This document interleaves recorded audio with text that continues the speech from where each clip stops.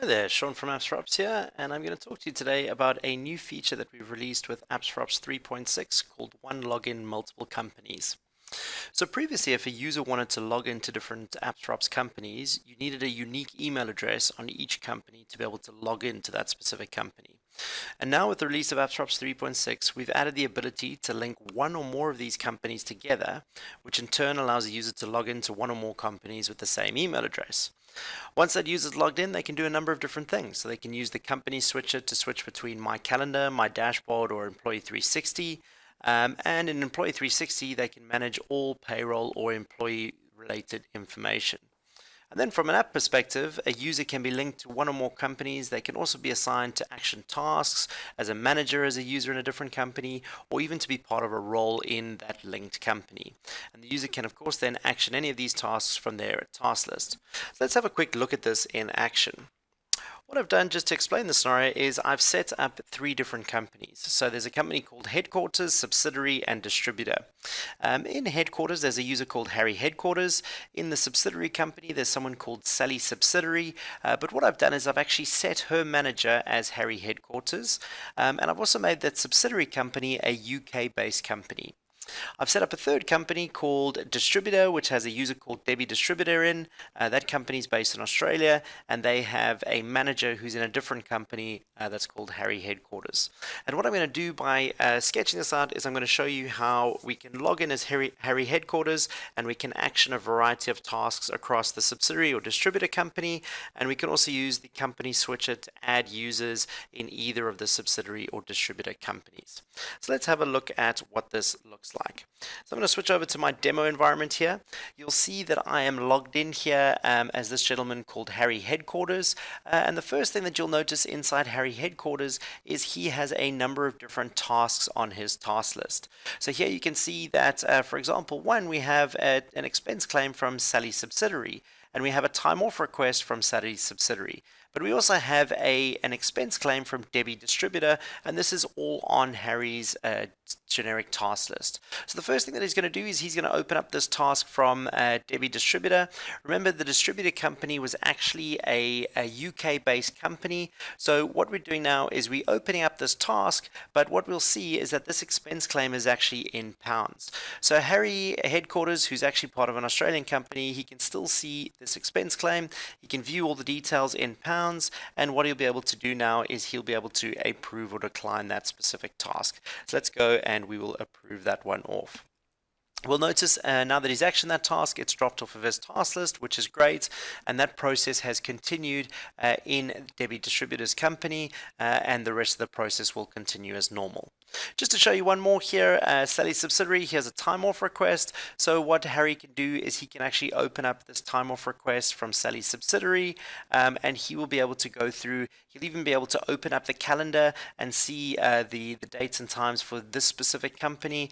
He can view all the time off details, and again, what he can actually do now is he can approve this task for Sally's subsidiary company. So very, very nice there. Again, just to rehash, what Harry can do is he can be involved in other companies' processes that are linked companies, and he has the ability to approve or decline or route any of those tasks around for approval. At the same time now, if Harry wanted to go through and he wanted to view calendar information for one of those companies, if he comes across to My Calendar, you'll notice at the top here there's something that we call the company switcher. So you can select the company switcher, and Harry has the ability to go across into any of these different companies. So if he wanted to go see the calendar for the distributor company or even the subsidiary company, he can click on that, and what it's going to do, it's going to allow him to go and view the calendar for that specific company, which is really, really nice. So he can still log in with his normal email address, but he has the ability to go through and see any of the details for that specific calendar in the subsidiary company. At the same time, what he has the ability to do is he can come into My Dashboard, and in the exact same way, he can come and he can decide that he would like to go look at some reports from the distributor company. he can click on distributor. This will reload the page for him, and what he'll be able to do is he'll be able to go down and break down into any reports for that distributor company. So you can go see anything that's been logged by that specific user, and in the exact same way he can come into any of the data export reports. He can even come here and go through and click some reports and export these reports as needed. So here is just a role membership report for the distributor company.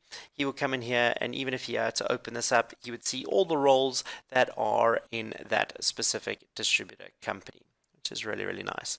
So here, I'll just enable this so we can have a look here, but this just shows you the report for that company and who is in any of those specific roles. Okay. The next thing that he can actually do is he can come in and he can come into Employee 360.